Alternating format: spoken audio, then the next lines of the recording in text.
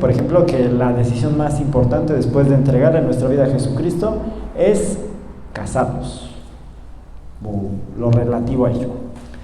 Y es un tema muy actual, es un tema importante, es un tema de mucha repercusión en todas las áreas de nuestra vida.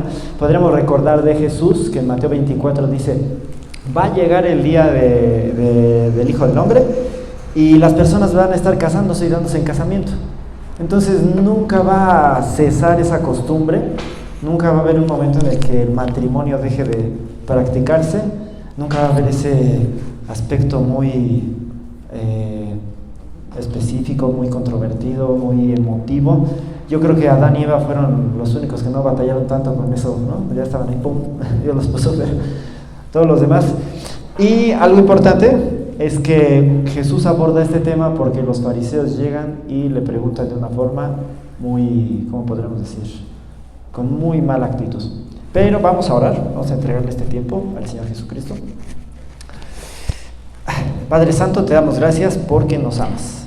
Te pedimos en el nombre del Señor Jesucristo que envíes a tu Espíritu Santo para que nos redarguya, para que nos convenza, para que nos guíe a toda verdad, para que nos enseñe tus verdades profundas, para que toques nuestro corazón, para que produzcas esa fe en nosotros, para que tú nos ayudes, para que des un cambio en nosotros, porque dice tu palabra: sin fe es imposible agradarte, y la fe viene por oír tu palabra.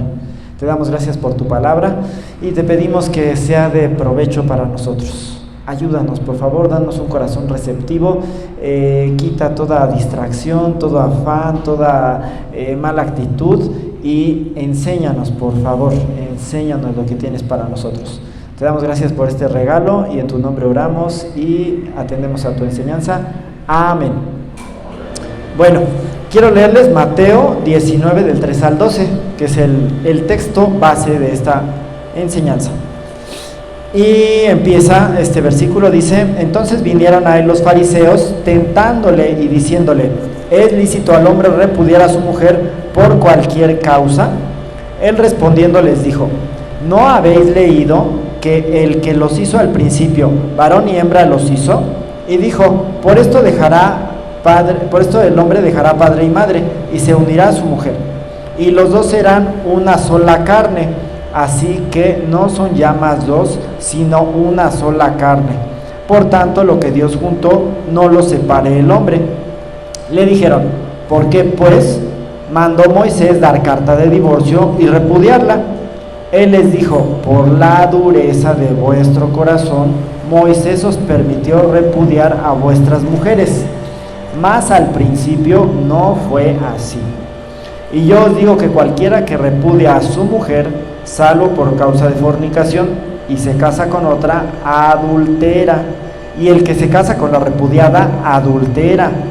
Le dijeron sus discípulos: si es así la condición del hombre con su mujer, no conviene casarse. Entonces él les dijo: no todos son capaces de recibir esto, sino aquellos a quienes es dado.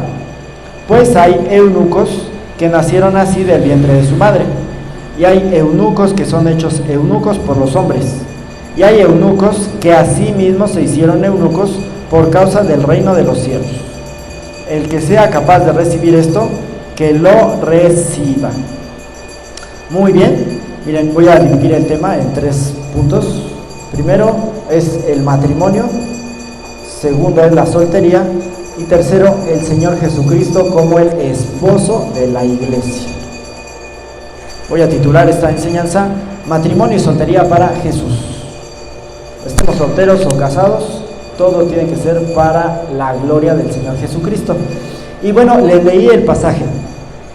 Yo quiero que ustedes recuerden y traten de contextualizarlo, usando su imaginación, su memoria. Recuerden que Jesús pasa de Galilea a Perea, y en Perea llegan los fariseos, dicen, para tentarlo, y le preguntan. Esa palabra tentarlo es la misma que se usa en Mateo 4 cuando llegó el diablo y le habla a Jesús y le dice: si tienes hambre, dile a estas piedras que se conviertan en pan. Es una forma de retarlo para que Jesús se salga del propósito que tiene para su destino. Entonces llegan los fariseos con esa actitud. No llegan por curiosos, no le dicen: oye Jesús, eres muy sabio, de hecho pues tú eres Dios y creaste el matrimonio y es una institución, queremos aprender de eso. no llegan para tentarlo. Y algo importante es que el Pérea, el rey Herodes, pues era el que gobernaba, y él se había casado. Herodes Antipas era el rey de ¿quiénes? De los judíos. Se supone que él era judío, que al menos profesaba esa religión. Entonces, cuando le preguntan eso a Jesús, ¿es lícito divorciarte y bajo qué causas? Están haciendo, digamos, una referencia a lo que hizo Juan el Bautista. ¿Se acuerdan que hizo Juan el Bautista? Llegó con Herodes y le dijo, no te es lícito tener la mujer de tu hermano, porque Herodes había tomado a su cuñada, que era familia, que era una gente perversa. ¿Y qué pasó con Juan el Bautista? ¿Qué le costó el haber denunciado le costó la vida? Por haber dicho, oye, es un matrimonio ilícito, es un matrimonio adúltero, ustedes son muy inmorales. Entonces mataron a Juan el Bautista, y los fariseos de alguna forma buscaban que a Jesús le pasara lo mismo. Entonces llega con esa actitud de veras perversa, y Jesús creo que nos enseña algo. En lugar de decirles eso, los voy a desenmascarar, ustedes son de lo peor y miren, y por qué me ponen en riesgo, pero hay una condenación porque son pecadores, Jesús usa esa oportunidad para enseñarnos algo muy valioso. Si Jesús le enseñaba a personas con esa mala actitud, pero que se acercaban, pues cuánta más oportunidad tenemos nosotros de acercarnos a Jesús y de recibir algo bueno. Y entonces Jesús empieza la enseñanza. A Jesús le preguntan acerca del divorcio y le dicen, oye, pues ¿qué se puede divorciar una persona o no? ¿Y bajo qué causas? Esta plática proviene de Deuteronomio 24, donde Moisés da esa posibilidad de la carta de divorcio. Y habían, digamos, dos escuelas muy importantes en aquella época. Una era la de un rabino que se llamaba Shammai, y él decía que salvo por causa de fornicación. Había otro rabino, digamos, lo más desobediente, y él decía, por cualquier causa.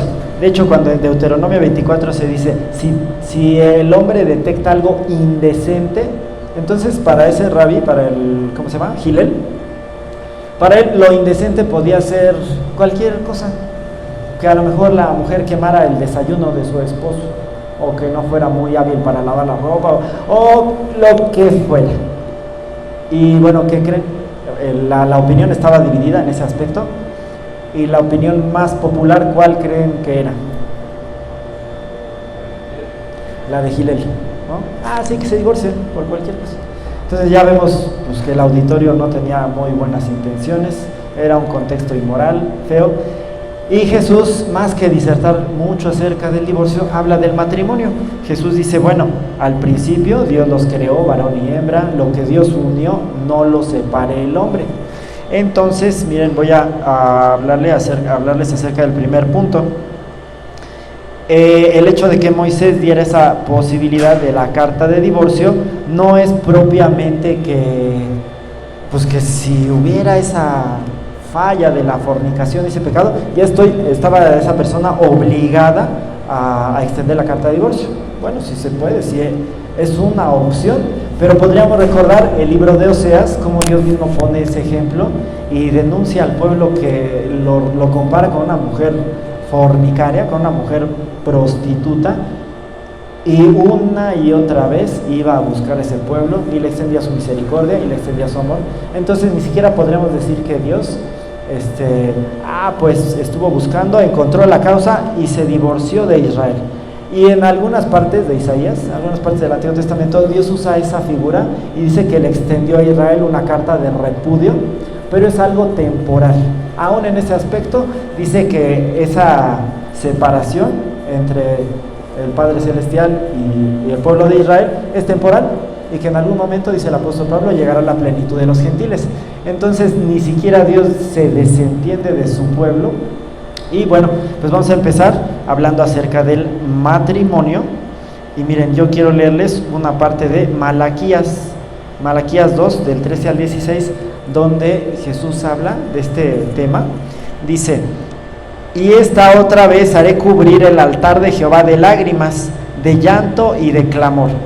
Así que no miraré más a la ofrenda para aceptarla con gusto de vuestra mano. Mas diréis, ¿por qué? Porque Jehová ha testiguado entre ti y la mujer de su juventud, contra la cual has sido desleal. siendo ella tu compañera y la mujer de tu pacto.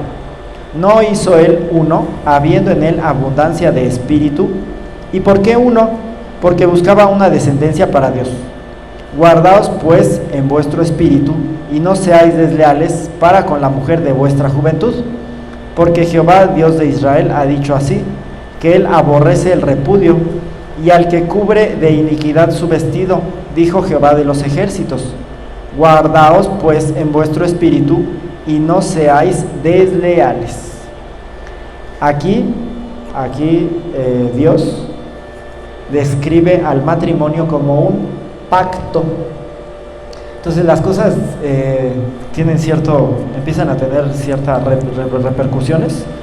En el Antiguo Testamento, la palabra, cuando la gente decían que celebraban un pacto, decían que iban a cortar, vamos a cortar un pacto. Era la forma en la que ellos se expresaban. ¿Por qué decían que cortaban un pacto? Vamos a cortar un pacto. Porque agarraban a un animal y lo partían y lo dividían así. Y luego las personas que iban a celebrar el trato que fuera, o iban a hacer una compra, un negocio o un matrimonio, tenían que pasar por ahí.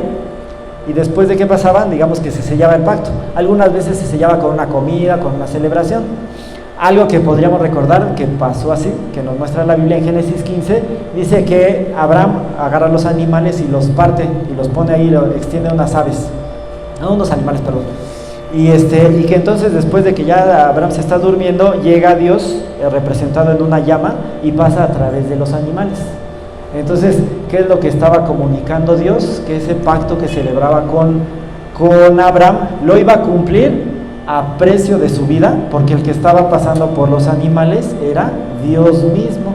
Entonces Dios se comprometió con Abraham y dijo: mira, voy a darte una tierra, una descendencia, todo lo que viene en el pacto que él hizo con Abraham. Y Dios mismo expuso su vida, y vemos en el sacrificio del Señor Jesucristo cómo hizo posible el cumplimiento de ese pacto, y vemos que fue a precio de su vida. Entonces el matrimonio es un negocio, llamémosle así, es una práctica que estableció Dios, es una institución, pero que está a precio de nuestras vidas. Cuando nosotros nos casamos, estamos diciendo que me estoy jugando la vida, y que si yo le fallo principalmente al Señor Jesucristo, porque es delante de quien nosotros pactamos, celebramos ese matrimonio, yo voy a estar bajo pena de muerte. Entonces yo decido casarme y estoy entregando mi vida. Y pues así es el discipulado, así es la vida cristiana. Es un asunto de vida o muerte. Es un asunto en el que cada día nos levantamos y hay mucho en riesgo. Y a lo mejor físicamente no vemos que hoy viví casi al borde de la muerte, pero la vida la arriesgamos. Podríamos recordar que entonces dice Jesús: si alguien se divorcia y se casa con otra persona, adultera, ¿no? Entonces, ¿qué pasaba con las personas que adulteraban? Estaban bajo pena de muerte. Y ahora propiamente no seguimos esa norma, porque recuerden que les voy a leer ahorita Levítico. Las personas, les voy a leer Levítico 20:10. Si un hombre cometiere adulterio con la mujer de su prójimo, el adúltero y la adúltera indefectiblemente serán muertos. ¿Cómo los mataban? Los apedreaban, ¿no? Los juntaban y levantaban un montón de piedras. Entonces ahora, digamos que la forma de morir, la muerte por apedreamiento, ya no se practica, pero el principio es el mismo. Y nosotros podríamos recordar, yo creo que sí hemos estado expuestos, o sí hemos vivido o escuchado asuntos de gente que es inmoral y de repente se murió. Chocaron, les dolió la panza, se ahogaron, ¿no? Entonces vemos que no es extraño que la gente adúltera, que el adulterio se refiere a toda la inmoralidad sexual en los distintos aspectos, se castiga con la muerte. Y bendito el Señor Jesucristo que no se ejecutó esa sentencia en nuestra vida, pero es algo que puede pasar. El adulterio, la inmoralidad sexual se castiga con la muerte, y entonces podemos entender que el matrimonio lo estableció Dios para la pureza moral. Dice Hebreos 13:4, honroso sea el matrimonio y el hecho sin mancilla, pero a los fornicarios y a los adúlteros los juzgará Dios. Es una forma de vivir en santidad, es un modelo del amor que Dios tiene para su iglesia, para sus redimidos. Entonces dicen que el matrimonio en algunas ocasiones es algo bello, es algo muy agradable, porque es una forma de santificación, muestra cómo un ser humano se aparta para de todo un contexto solamente para pertenecer o para dedicarse a su cónyuge. Y entonces es una forma en la que nosotros podemos entender cómo esa separación, esa santidad, se puede aplicar en aspectos prácticos. Ahora, yo quiero leerles es como un pensamiento, para que nos vayamos dando cuenta de que el matrimonio es algo muy vinculante, que tiene sus afanes. Decía el apóstol Pablo, pues mejor es no casarse, porque, bueno, él decía, ¿no? Él lo decía, yo no lo digo. Él decía, porque es mejor evitarse los afanes y las aflicciones de la carne. Yo les voy a leer algo. Dice, cuando la luz de la luna y las rosas, dice, ceden el puesto a la pila de cocina y a la cesta de la ropa, y el pasear por el pasillo al niño llorón por las noches, dice, a menos que dos personas estén dispuestas a enfrentarse juntas con la rutina de la vida, tanto como con sus encantos, el matrimonio no puede ser más que un fracaso. Entonces otro pensamiento, dicen que el egoísmo es el asesino de toda relación. Entonces podremos entender, si el matrimonio no lo entendemos como algo en lo que hay que sacrificarnos, pedirle el amor de Dios que ha sido derramado en nuestros corazones. Dicen aquí, el matrimonio puede ser un fracaso que terminaría en una separación, un matrimonio aparente o cualquier distorsión. Y entonces vamos entendiendo que, bueno, el matrimonio implica amor, es muy bonito, pero entonces hay afanes, empieza la paternidad, la crianza, muchas dificultades, muchas variables. Y entonces, ¿qué es lo que nos dice aquí? Tenemos que ser personas, dice que estemos dispuestas por aquí dice, a menos que las dos personas estén dispuestas a enfrentarse juntas, unidos. ¿Qué es lo que decía Dios? Lo que Dios unió, no lo separe el hombre. Es la mejor forma de que dos personas sientan una amistad. El matrimonio es para que seamos socios, amigos, para que la gente se disfrute, para que nos complementemos, una serie de bendiciones. Y en el caso de que el matrimonio no fuera, ¿cómo podríamos decir?, exitoso, dice la Biblia, bueno, decía Jesús, fue por la dureza del corazón. Entonces la persona que empieza a deteriorar su matrimonio implica que tiene un corazón duro, principalmente con Dios y después con su cónyuge.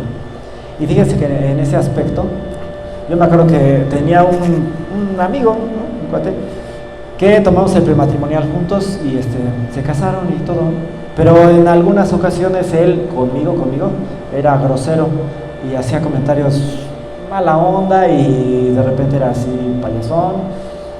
Pero yo dije, bueno, en alguien tiene que caber la prudencia, ¿no? Yo no puedo ser igual que él.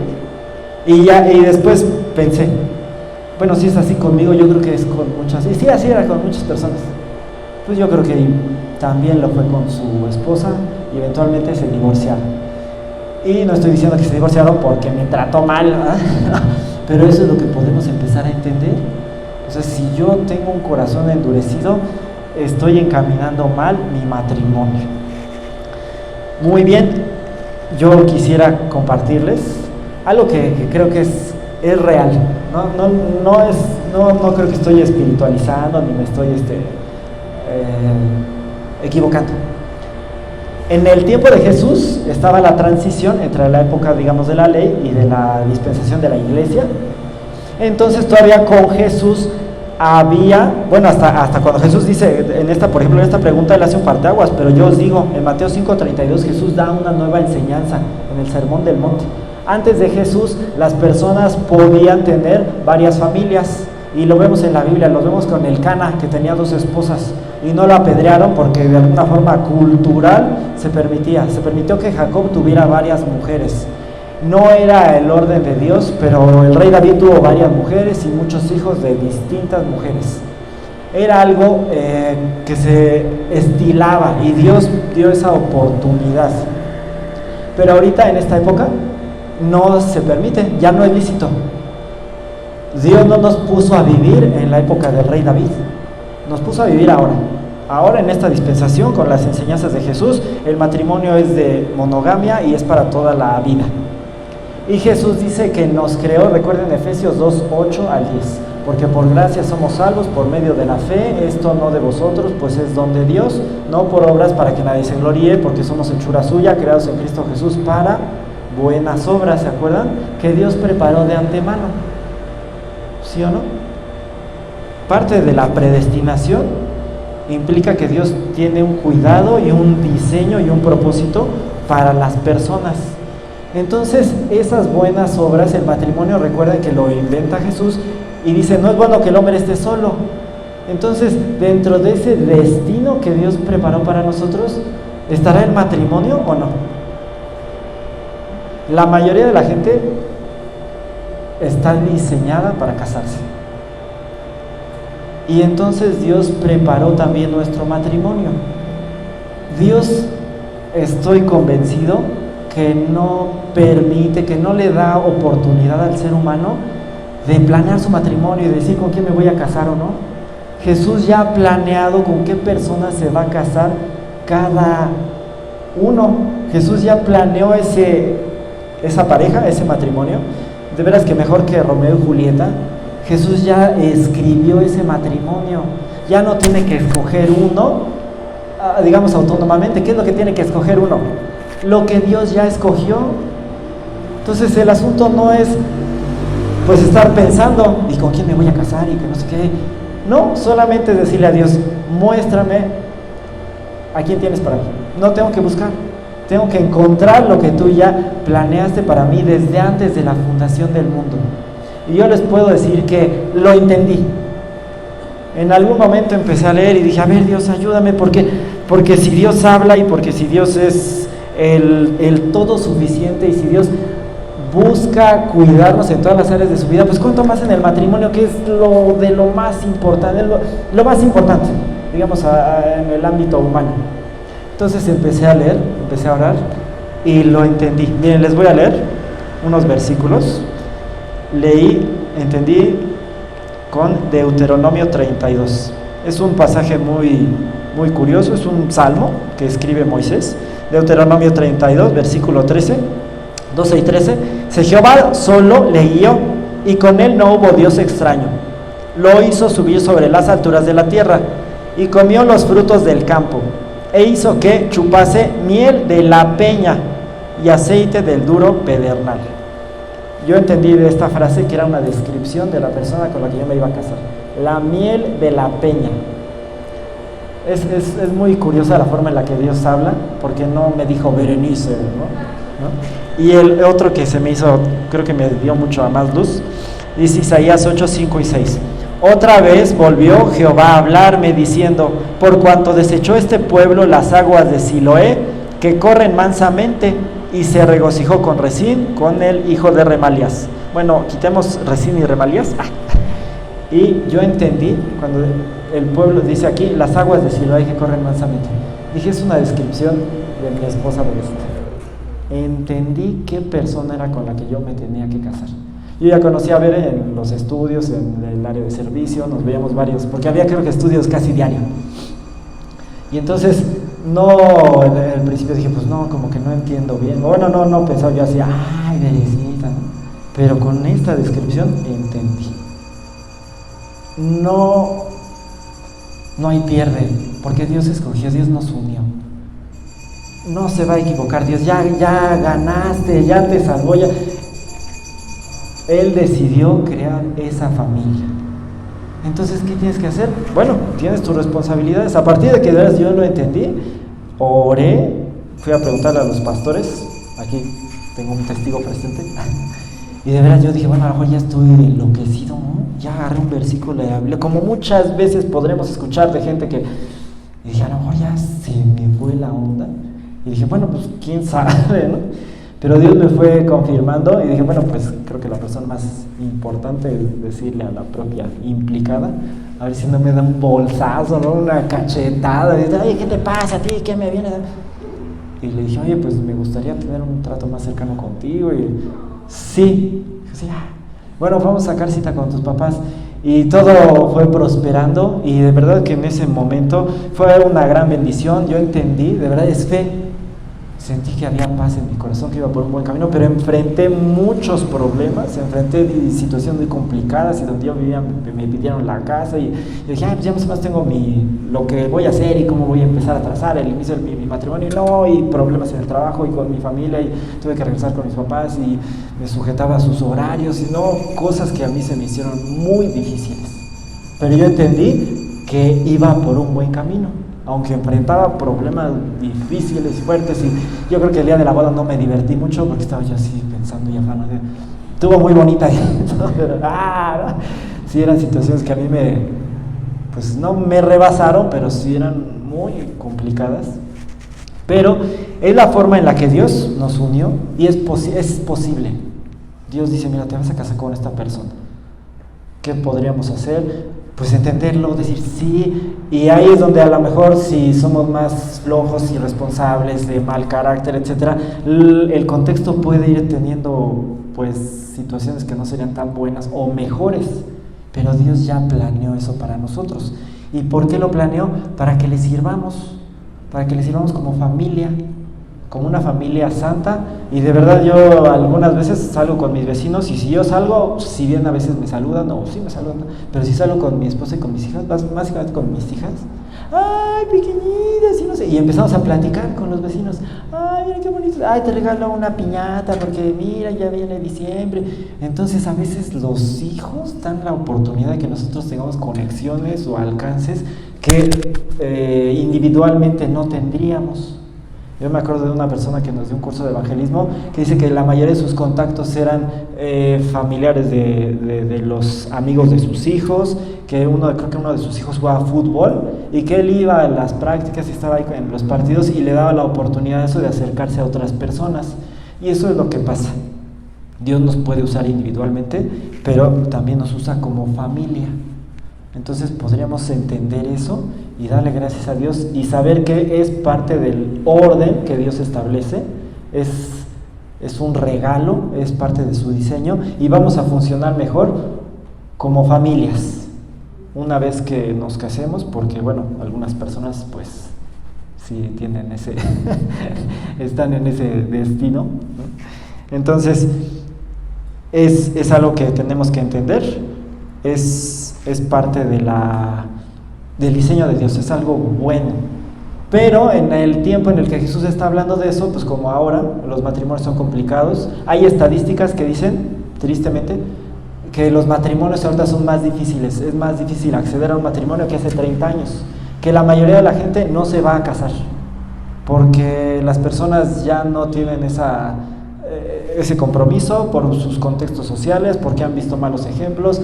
Entonces la proyección es que la mayoría de la gente no se va a casar, y entonces muchas personas, como digamos los discípulos o como en la actualidad vemos, pues implica afanes, implica que uno tenga que ceder. Berecita antes de casarse, ella trabajaba y muchas mujeres decían, pues yo trabajo, tengo mi dinero y que no sé qué, vamos a montar pero entonces tienes que prescindir de una cantidad, ¿no? De un sueldo, porque nada más con el sueldo que uno gane o como Dios vaya proveyendo, pero no se puede dedicar la mujer propiamente a un trabajo formal porque va a empezar a descuidar la crianza y entonces las personas, ¿y qué dice la gente? Mira, ¿sabes qué? Mejor ni me caso, ¿no? ¿Qué dijeron los discípulos? No pensemos en la mentalidad propiamente de la gente sin Cristo. ¿Qué dicen los discípulos? Si es así, si esa es la condición, y si fallas, estás bajo pena de muerte, ¿no? Si tú le fallas a Dios en el pacto matrimonial, Él te podría quitar la vida. ¿Y cómo te daría la oportunidad de arreglarlo, ¿no? Yo les quiero leer Judas 22, Judas 24. Judas 24 dice: aquel que es poderoso para guardaros sin caída y presentaros sin mancha delante de su gloria con gran alegría, y luego viene una alabanza a Dios. Pero ¿cómo se describe a Dios? Como alguien que es poderoso para guardarnos sin caída y presentarnos sin mancha delante de su gloria con gran alegría. Dios nos dice, mira, estamos diseñados para triunfar. No pensemos, ay, voy a fracasar, ay, pues mejor ni le entro. ¿Qué dijeron los discípulos? Vamos al punto número 2, la soltería. Si es así, no conviene casarse, ¿no? Pero vean tristemente, ¿no?, la mentalidad. Pues entonces casarme es algo que convenga o no convenga, pero si no me conviene, no me caso. ¿Cuál es el eje de mi pensamiento? Lo que me convenga. Entonces, ¿qué le dice Jesús? Jesús habla acerca de la soltería y entonces dice que hay eunucos y para el fin de cuentas Jesús dice, por causa del reino. Una persona que está soltera por causa del reino. El que está casado por causa del reino, para que el reino de Dios se extienda. Les voy a leer una parte de 1 Corintios 7, donde el apóstol Pablo, que era un soltero que él decidió abstenerse, habla acerca de eso. Dice, quisiera más bien que todos los hombres fuesen como yo, pero cada uno tiene su propio don de Dios, uno a la verdad de un modo y otro de otro. Digo pues a los solteros y a las viudas que bueno les fuera quedarse como yo. Quisiera pues que estuvieran sin congoja. El soltero tiene cuidado de las cosas del Señor, de cómo agradar al Señor. Entonces, ¿qué otra situación dice? Bueno, las personas solteras pueden servir a Dios igualmente de una forma productiva, de una forma extraordinaria, pero en un contexto de una forma diferente.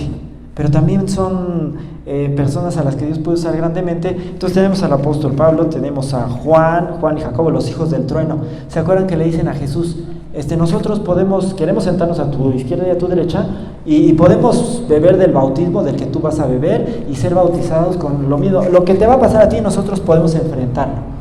Y de alguna forma cuando Jesús habla, pues yo pensaría que se refiere al martirio, a situaciones complicadas, pero también se refirió a una vida sin casarse, a una vida de soltería, porque Jesús lo decidió y también nos damos cuenta de Jesús, de verdad dice uno, como el creador del matrimonio y de la actividad sexual y de todo ello, decidió abstenerse.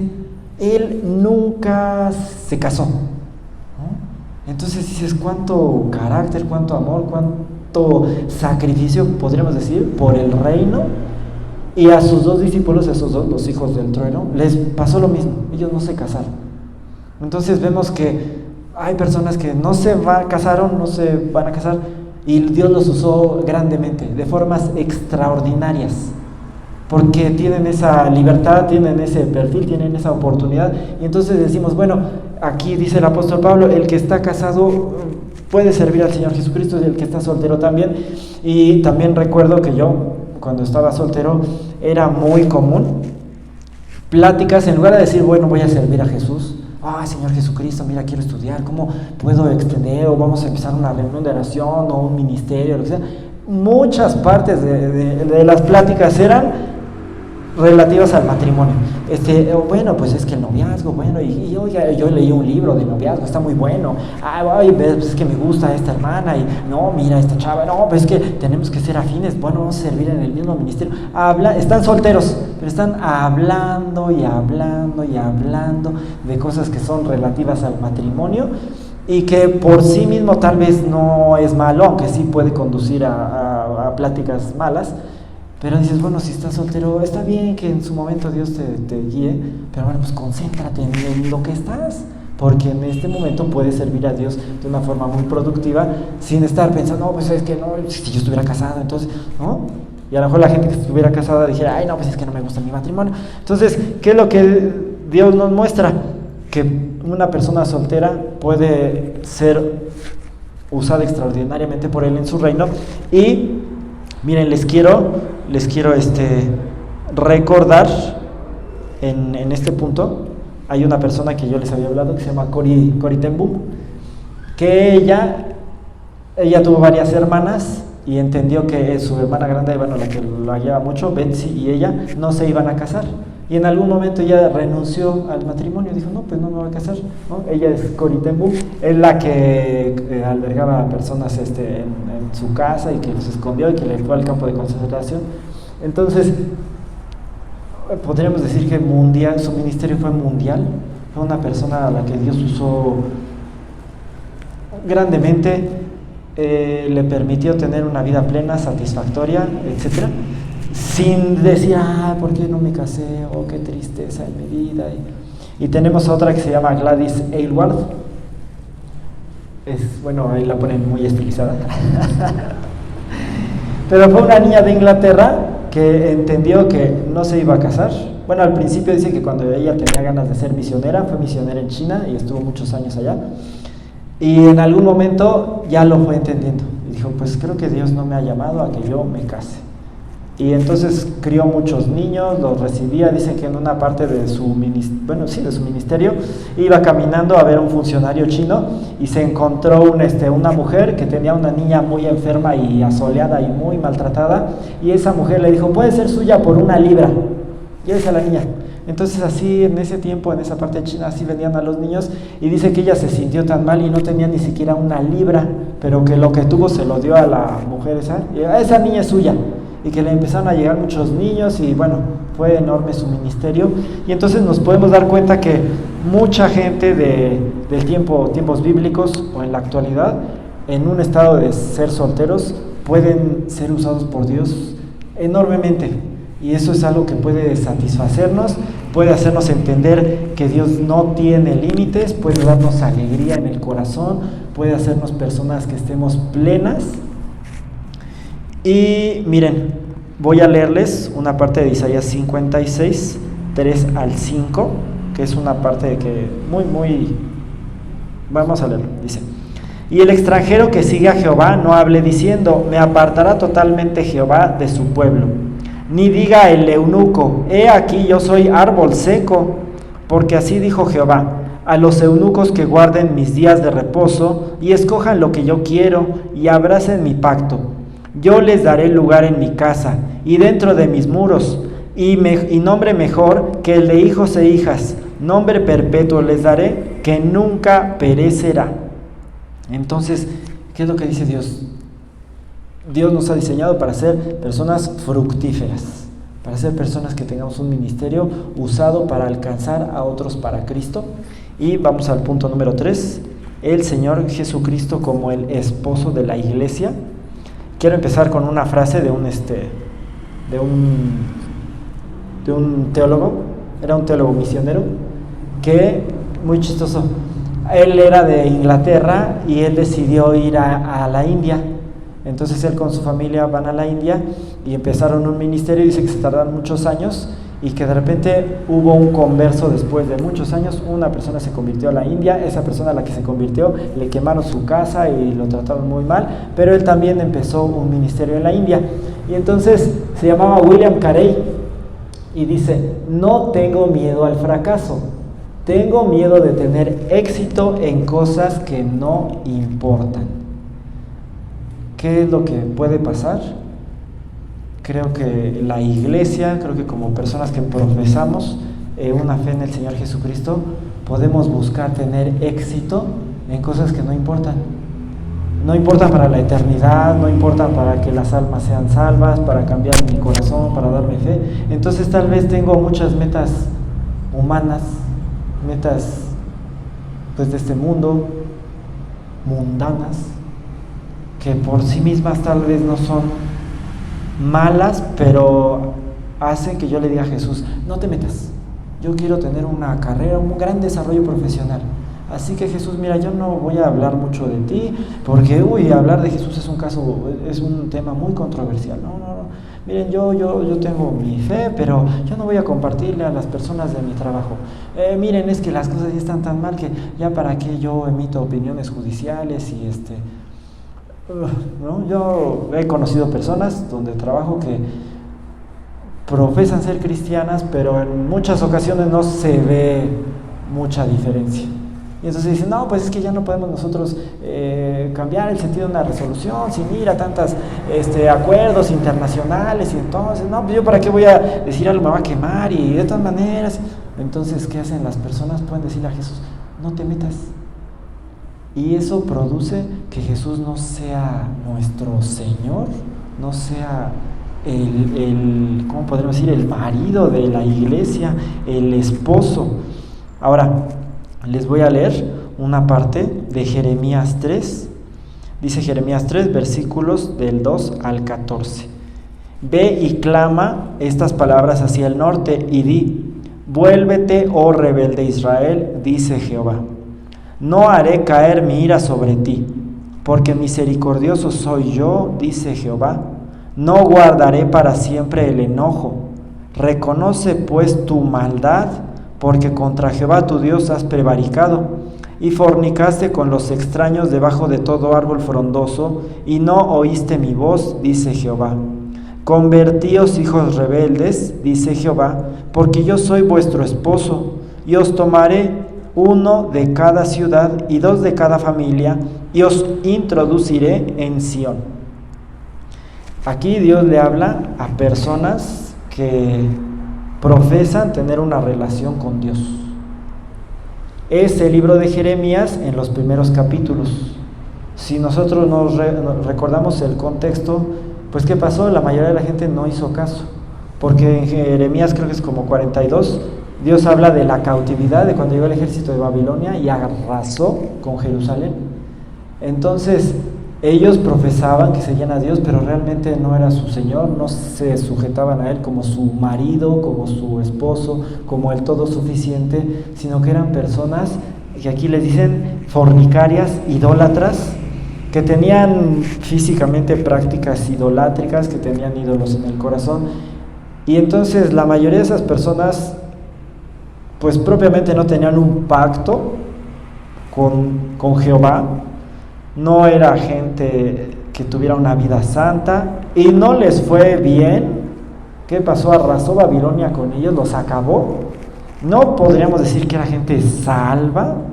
Dice Jeremías 4 del 1 al 3: si te volvieres, oh Israel, dice Jehová, vuélvete a mí, y si quitares delante de mí tus abominaciones, y no anduvieres de acá para allá, y jurares, vive Jehová, en verdad, en juicio y en justicia, entonces las naciones serán benditas en él, y en él se gloriarán, porque así dice Jehová a todo varón de Judá y de Jerusalén: harad campo para vosotros, y no sembréis entre espinos. Es otra invitación que hace Jehová al pueblo. El pueblo de Israel no era fiel, y Dios le dice: mira, soy misericordioso. Dice: no guardaré para siempre el enojo. El tener esa relación con Dios de infidelidad tampoco es algo satisfactorio.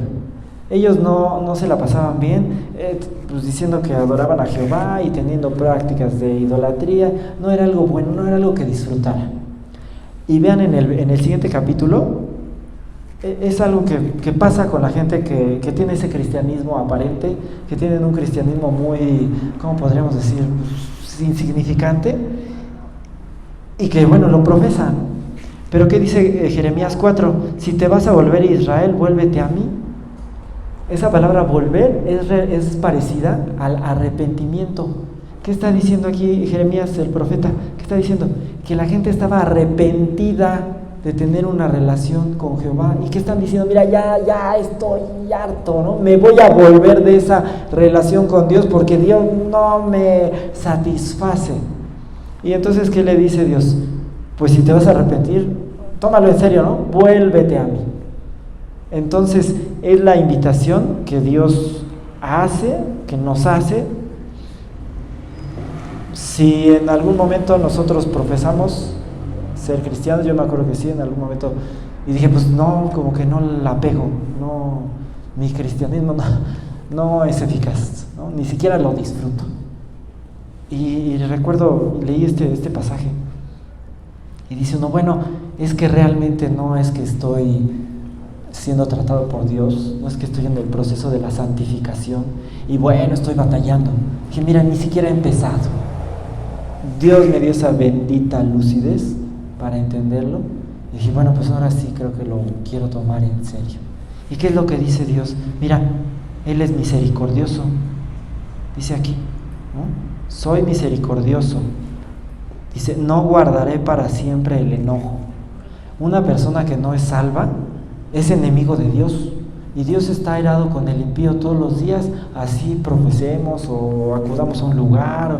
Entonces, si Dios es enemigo de esa persona, ¿por qué Dios va a estar obligado a tratarlo bien? No es que Dios sea un malo y entonces tú me haces.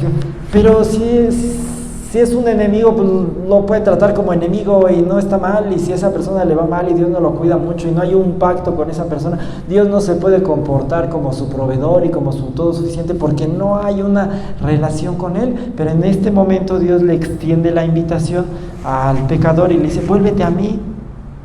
Y entonces, ¿qué es lo que dice la última parte de aquí de este versículo?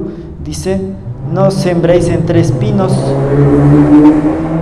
¿Qué va a pasar con esa relación aparente, con esa profesión de fe que no es real? Dice que es como sembrar entre espinos. ¿Podríamos recordar la parábola del sembrador? Cuando dice que la semilla cae entre espinos, que dice que son los engaños de las riquezas, la codicia de otras cosas, los afanes, y que hacen que sea infructuosa la palabra. Entonces, ¿qué describe aquí? Pues una vida de afanes, una vida que no va a prosperar, una vida que tampoco el cristianismo de una persona así va a ser productivo, satisfactorio.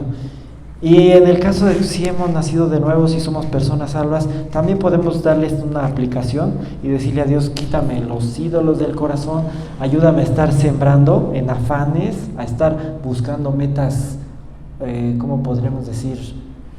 Seculares, ¿no? A lo mejor yo, si obtuviera algo secular, me alegraría mucho, ¿no? Y ya si las almas se salvan o si no, es cosa de ellos.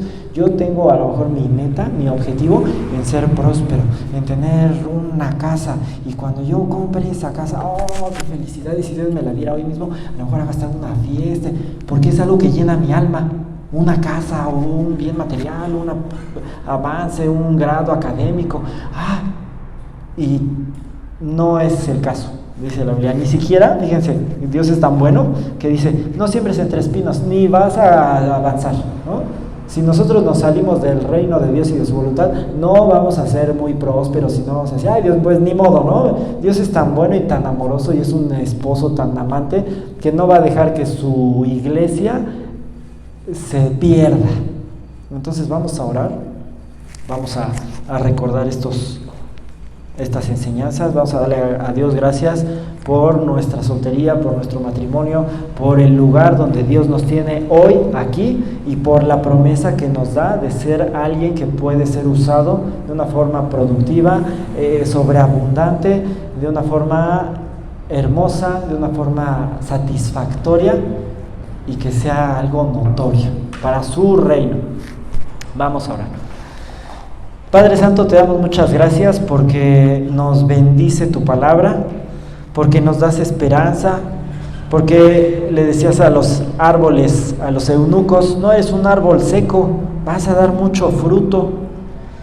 Te damos gracias, Padre, porque siempre tienes algo bueno para nosotros, porque en algún momento fuimos esos árboles secos, porque hay áreas de nuestra vida donde así estamos, y dices tú, te voy a dar un nombre eterno, una bendición, te voy a usar para que des mucho fruto. Es lo que decía Jesús, en esto va a ser glorificado el Padre, en que nosotros demos fruto y nuestro fruto permanezca. Te damos gracias porque nos has diseñado para tu reino. Gracias porque nuestro corazón nos lo muestras y muchas veces decimos, lo que a mí me conviene es lo que buscamos, es lo que nos gusta, pero tú nos enseñas y dices, tú no seas como el caballo o como el mulo. Nos vas a hacer entender y nos enseñarás el camino por el que debemos andar y vas a cumplir tu propósito en nosotros, porque tu misericordia es para siempre y no vas a desamparar la obra de tus manos. Sabemos que tienes planes para nosotros buenos como iglesia y en la vida de cada uno. siendo solteros o casados o los que van a formar una familia, tú lo vas a hacer, y ayúdanos a entender que es por causa de tu reino. Gracias porque pertenecemos a tu reino, porque nos has dado la oportunidad de ser libres de los espinos, de ser libres de una enemistad contigo que conduciría al infierno, que podríamos pensar que de ahí nos sacaste, que lo hiciste a precio de tu sangre, que ese pacto matrimonial con tu iglesia, tú lo pagaste en la cruz, y decidiste perdonar nuestras infidelidades una y otra vez, y decidiste salvarnos e hiciste lo necesario para que esa salvación sea real en nuestras vidas, en las vidas de tus redimidos, y también vas a salvar, vas a hacer lo necesario para aquellas personas que hayan de ser salvas, que hayan de ser añadidas a tu iglesia. Ayúdanos, Padre, ponemos delante de ti esas vidas y te damos gracias porque veremos tu bondad en la tierra de los vivientes. Dices tú que pelearás por nosotros, pelearás nuestro pleito y salvarás a nuestros hijos, y vas a rescatar ese botín del valiente y del tirano. Te damos gracias porque esos botines principalmente son almas que no pueden rescatarse, que están cautivas y que si no es por tu obra poderosa irían al infierno toda la eternidad, pero tú dices que salvarás a nuestros hijos. Y te damos gracias por esa promesa, por esa realidad, porque nos das aliento, nos das esperanza, y porque tienes también un plan para nuestros hijos. Te bendecimos por esta palabra, te bendecimos por tu relación con nosotros, por tu señorío, por tu cuidado, por tu provisión, como un esposo que cuida a su iglesia, porque dices que la vas a presentar sin mancha, sin arruga, ni cosa semejante. Y esa es la forma en la que tú vas a ir santificándonos, y te suplicamos que nos des la gracia para entenderlo, para resistir las situaciones que sean difíciles, que sean dolorosas, pero te damos gracias porque has vencido al mundo. En tu nombre oramos. Amén. Muy bien, pues continuemos con el servicio.